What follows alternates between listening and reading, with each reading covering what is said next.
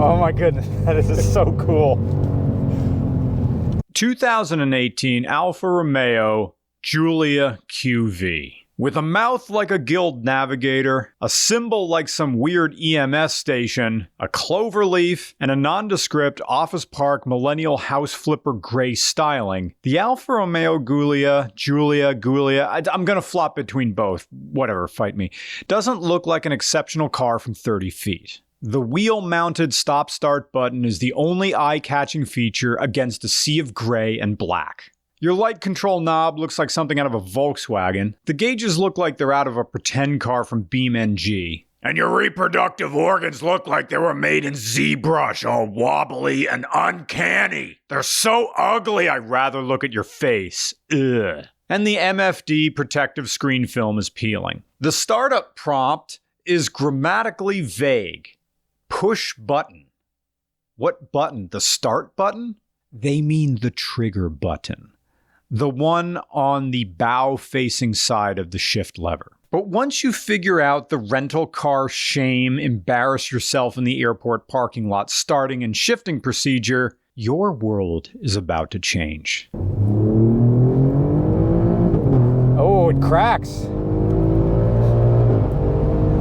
And I am definitely using that camera to film this. This is the fastest thing I've been in a while. Oh yeah, this thing moves for a sedan. Yeah, this thing would eat that Ioniq 6 alive. And the Ioniq 6 will move in all-wheel drive. Is this just rear wheel? This is just rear wheel. Hell yeah. Only the Q4, which is only available on at most the TI Sport. They call it the Veloce now, but same as we call it in Italy. But those are the only ones that had four-wheel drive. It's an all-wheel drive system, but you know it kind of had a split, if I remember right. I don't remember exactly the details of it, but I prefer the car with the rear-wheel drive anyways. It's what I'm used to driving. Pretty much all my cars have been rear-wheel drive, so yeah, to me this just comes naturally. Right. Although in race mode, it does. I recently did a poll with my friend Asaple because he wanted to see what would happen, and well, there was a lot of salt on the road, let's just say that, and there was a nice puff of smoke behind me. Oh, okay. So, yeah, this thing will get squirrely, but pretty much it's only before around 40 miles an hour I've experienced. I see. So once you're past 40, this thing, even in race mode, will hook and book. Okay. I was so ready to hate the Giulia QV. I was ready to say, this is an overpriced bling car that belongs in the early 2010s, not in the brutal corpo world of 2015, where efficiency and cold grind culture rules above all. And I thought about the stereotypes of Alfa Romeos and their passion and their soul. I thought about all that stuff, how it doesn't connect anymore. I turned on my head cam with both of my eyes rolling up and to the right. Ooh, an Alfa. Great. It's a fancy Chrysler 200. I can't wait to experience the suck. And I was wrong. Look at my face and listen to my voice. I am trying to stay cool here. Soon, it basically doesn't care. That is nice.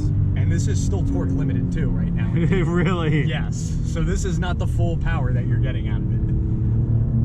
And I did run up this road before I stopped in there. This so very road? The Sculpt Hill? If you want to kick it into race mode, it'll take it right now. This is your car. I'm okay with you doing it.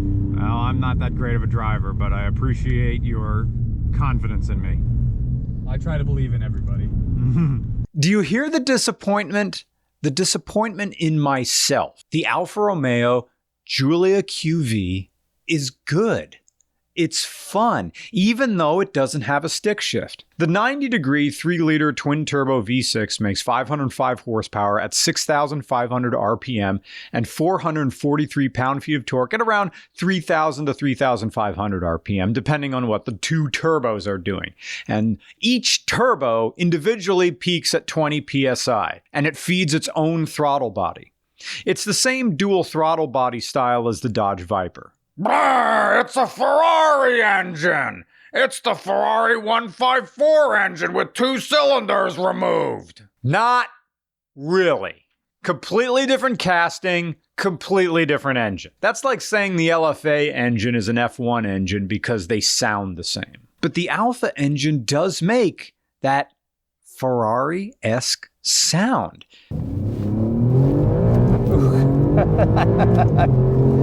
Oh my goodness, that is so cool. It's in the same way that Mika sounds kind of like Freddie Mercury. And this Alfa is giving me the pleasure tingles. Tank style. The biggest difference is the horsepower for it. So it goes from 512 that to 505. makes me look like an amazing driver.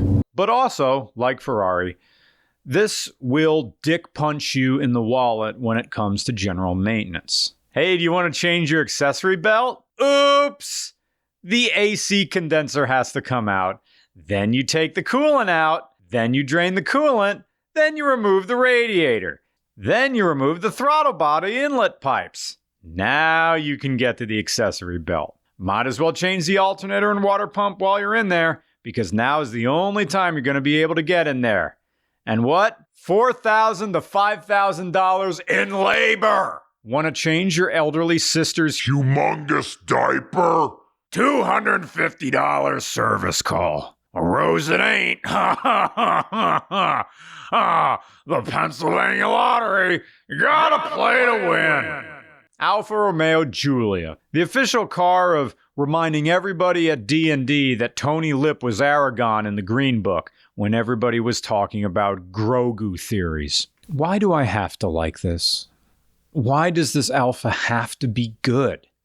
Okay, it's not like I'm in love with this car or anything, but reviewing cars for a living is weird. Because a car not being good doesn't preclude it from being fun. This is something like the 10th time in the past calendar year that we came in with the expectation that a car was going to be every bit as disappointing as its douchey reputation suggests. Only to have to relearn that lesson about book covers and judgment. And look, the Alfa Romeo Giulia is a douchey car. This is a car for acting important. This is what you buy when the first words out of your mouth to any retail or food service worker is some variation of, "Hey, do you know who I am?" This is exactly the type of car you get when you pretend to understand the movie Primer. Giulia QV, the official car of, I don't need to be smart because I have money. Alfa Romeo Giulia, the official car of this guy. Hey, let me ask you a question. Let me ask you a question. Just answer me this for you. How much do you make? How much do you make? No. I'm just asking a question. Let me just. How much do you make? And how much do you want to make? No, just tell me. Sir, this is a Chipotle. Alfa Romeo Giulia, the official car of men who put on their finest clothes everywhere they go. Because you never know when the Grim Reaper is going to come knocking. And they'll be damned if they're wearing a Carhartt beanie as their farewell fit. You see these shoes? You see these shoes? You see these shoes? You look. You want to look at my shoes? You see shoes? Yeah, you're looking at my shoes. Sir, this is a Manhattan bagel. Back to the 2.9 liter twin turbo intercooled V6 making 505 horsepower and its ZF8 transmission. The press kit, when this released, claimed it was the most powerful Alfa Romeo production car engine ever and the quickest with a class-leading 3.8 second 0 to 60 time. And then it talked about how the quadrifoglio, I don't know, I'm going to fart. It's a quad, there we go. It set a Nürburgring lap record of 7 minutes and 32 seconds. The fastest ever by a four-door production sedan. And say what you will for Stellantis and their catastrophic mismanagement of brands under their umbrella, but they make a better heritage argument than Jaguar does with their cars. While Jaguar seems to run from their legacy out of some sort of misguided sense that the only way forward is to minimize the past, Alfa wants you to know that this Type 952 is the first mass-market Alfa in over 20 years that's longitudinal and rear-wheel drive. The press kit does a great job of blowing itself. Like it just had a couple of ribs removed. Like your uncle said Marilyn Manson did. And this is what you want from a marketing department. Because no one should be able to talk you up better than you. Nobody should bear the burden of hype greater than you. So you talk about how you're increasing the power to weight ratio to 7 pounds per horsepower. You brag that while this doesn't have a manual transmission, the 8-speed gives you the choice of automated manual shifting from paddles or the stick. It's probably as close as we're ever going to get to an enjoyable CVT. So go ahead, do your stretches, and put that mouth to work. Are you ever going to need to hit the 191 mile an hour top speed? No, not unless you're trying to outrun a divorce settlement in a 4-star wanted level. But it's a fun car regardless. This Alfa Romeo Giulia QV is fun. It makes me smile. It's like there's a feeling of managed chaos in this car. It feels like this thing is ready to get squirrely. The steering wheel kicks back a little bit. The wheels aren't afraid to spin even when traction control is on, even though the car's computer was built to compensate for any skills you might lack as a driver. It will make you look like a professional even if you're a slobbering, lane-hogging moron. Now granted, there are some issues that end up holding this back and justifying that initial skepticism. The electronic e-brake is a separate caliber from the main brake, and it doesn't self-cancel when you put it into drive. You do get separate intercoolers, one for each turbo, because bilateral symmetry makes me bust, but that's also adding complexity. The active splitter also opens at speed for more downforce, which can help when factoring that these tires will skip and hop at low speeds while turning in sub 40 degree temperature, according to Gio, the owner. So you're protecting the tires and suspension from the elements in a way. Again, it compensates for any deficits you might have. In this case, the deficit of living in an area that dares to have winners. In that sense, it's a great Alfa for medium-level corpos and enthusiasts alike. But Gio here isn't exactly entry-level, since his family has been into high-end cars and particularly Alfas for generations. When the first Giulia came out, his cousin had already picked up another brand new Alfa, so he decided to skip that first model year. When the 2018s came around, he decided to buy one. And that brings us to this license plate. Probably at this point in the video, you've assumed that this is just a novelty European plate. It isn't. This is real. Because talk about burying the lead, this is a Euro Spec Giulia. This is not a USDM car. This is here on embassy/military paperwork. Gio's cousin is a colonel in the Italian army, and he's never home. This car was registered in Milan. Now it's here in the US. All Gio had to do is pay for the import paperwork. Now, since it's here in the US permanently, there had to be some changes made, like the headlights, the taillights, the side markers, swapping the center console wiring for the infotainment system, and changing the gauge cluster in here because it was only capable of reading in kilometers. So, for the prestige of having a Euro Spec QV, it cost him between $15,000 and $20,000. You want to talk some more numbers? Great! Gio removed the carbon ceramic rotors because they needed to be replaced, and he found out that the bill for that service would be $5,000 per rotor. So, Gio bought a kit from an Alfa supplier to convert this over to steel rotors, and that only cost him $2,000 for the whole thing. Remember the accessory belt I was talking about? Why is it $4,000 to $5,000? Because it's 2 days worth of work. Now, if you only had to do it once, that'd be, all right, fine. But Alfa recommends that you change the serpentine/accessory belt every 30,000 miles. What? Toyota is laughing at you at your wear items. 30,000 miles for every time to change that? Come on. Basically, the Alfa Giulia assumes you have money. And that's weird because the pricing of this is about the same as a spec'd up M3. But is it better than an M3?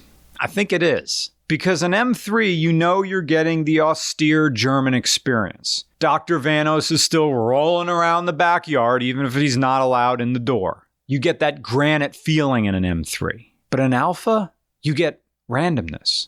You get lovable faults. You feel like you've been let behind the velvet rope, and everybody assumes you can pay up once you're 7 hands down in the invite-only poker game. Everybody assumes you're going to be fine with the electronic braking system. Yeah, it's brake-by-wire. So you can't do burnouts in this. It won't let you. You try to do brake stands? Nope. It's like losing against a rock, paper, scissors algorithm. Or if you're into MMA, it's the Tate Rousey home game. Either way, the brakes always win out over the gas when you try to do that. But the trade-off is that the front splitter and the exhaust valve will open and close based on speed, which means you're getting all real pops and crackles. There is no fake sounds being piped into this cabin. Everything you hear that 90-degree V6 make is real. It's all real. Snaps, crackles, and pops, and it makes you realize all you've been missing in EVs and crossovers. All those over-engineered modern cars suddenly seem soulless once you're back behind the wheel of something built to satisfy our baser impulses. And that's what the Giulia does for me. I'm not proud of liking this car, but here we are. It's like busting to a screenshot of Rosie the robot. It doesn't make any sense and you're disappointed in yourself after, but at the end of the day, it's just a machine. A win is a win and a nut is a nut. Does this rear seat fold down? I don't know if it does. There's baby seats. Okay, there's a seam here that goes there. And wait a minute. But there's no seam over here. What's going on in here? Is this just a defect? No, I feel something. Oh wait, is this the integrated baby seat? No. There's no seam on this side. What the heck? Why is there a seam there but no? Oh. Okay, so does this whole bit fold down? Or is it something weird like you can only fold the seat down from the trunk? The rear seat, can you only get at it from the trunk? This one does not have folding. Oh. That's what I was thinking of. Oh. Yes, these do not fold. Only the 2020s and 2021s fold. Huh. Join RCR's Patreon. It's where we can get away with all the stuff we can't get away with on YouTube. Check us out on Patreon and join in on all the fun. This is the beginning of our new fabulous podcast called Regular Friends. You're going to love it. I'm Sir Topham Hat. My entire hat is filled with cum. Wait, What if, like, have you like seen a children's show, but he lifts the hat off of his head and just cum dumps No, out? his head is actually that shape. It just fits around it. Does every single dick need to be pierced? Well, and does every single set of nipples need to be pierced in furry I art? guess so. Are the artists just like, I need to add a little bit more razzle dazzle to this scene? Okay, hang on. Glasses is an easy thing. It's like, Hold on. Actually, glasses are tough because how do you wear them? Depends on the face. So I have a counter to this argument. All right. How many have you seen? So I've seen out of all of my furry friends. Oh no, it's fine. Mine's good, very far away. Oh, okay. Of my furry friends, I think a solid majority of them have pierced dicks and pierced nipples. Actually, Ouch. so I think maybe a lot of people's characters have them just because they Art really imitating do. life.